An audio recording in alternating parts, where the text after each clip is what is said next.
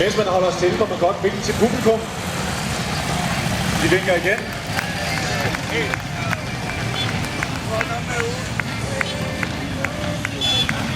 På en gruppe af 30-40 motorcykler, og så kommer der cirka 20 veteranknaller der.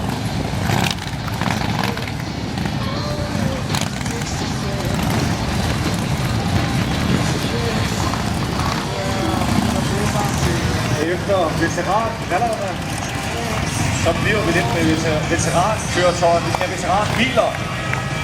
Ja.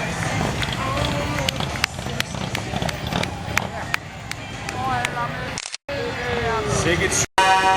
Til sidst har vi fra fremlæg 2 nye motorsprøjter, en ny traktor, en fredningsstifter samt magthavende indsatsleder. Giv dem en stor hånd også. De har afset tid til at komme herop og indvige Odins bro.